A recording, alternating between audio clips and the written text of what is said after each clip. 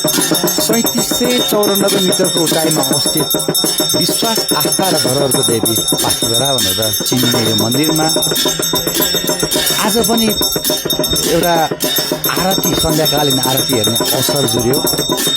यो आरतीमा सरिक हुने एउटा अवसर पाएँ, आफैलाई सौभाग्य ठान्छु।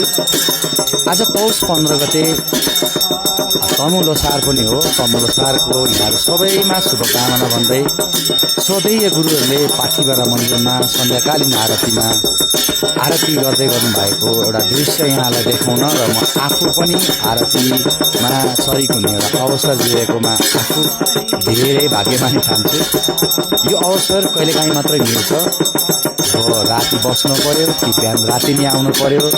मन्दिरका सधैँ गुरुहरूले चाहिँ बिहान राति नै र बेलुकाको साँझ परिसकेपछि प्रसिद्ध शक्तिपीठ पाठीभरा देवीको बिहान बेलुकै आरती गर्नुहुन्छ सधैँ गुरुहरूले। र यो अवसर पुष 15 गते मैले पनि देख्न पाएँ, एकदम भाग्यमानी ठान्छु। आज अलिक मौसम पनि बिग्रेको छ। आज दिउँसोदेखि अलिक कुहिरो, आकाशतिर कुहिरो कुदिरहेछ। अब यसपालि अस्ति मङ्सिर 6 गते परेको हिउँपछि फेरि हिउँ पर्न सकेको छैन र हिउँ पर्ने जस्तो गर्छ, फेरि घाम लाग्छ है। र आज अहिले बेलुकादेखि चाहिँ अलिक पाठीभरा क्षेत्रमा एकदम कुहिरो उडिरहेछ।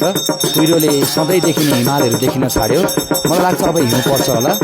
र यो आरतीको दृश्य यहाँलाई देखाउन मन परेर मैले आज म आफू पनि सरिक हुन पाएँ र सधैँ गुरुहरूले आरती गर्दै गर्नुभएको दृश्य यहाँलाई देखाउनको लागि मैले यो भिडियो बनाएको हो।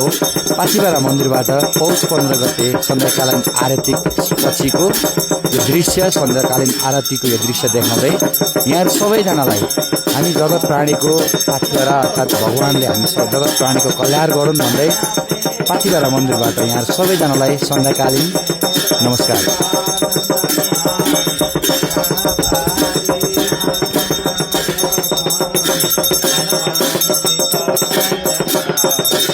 Oh, yeah, yeah.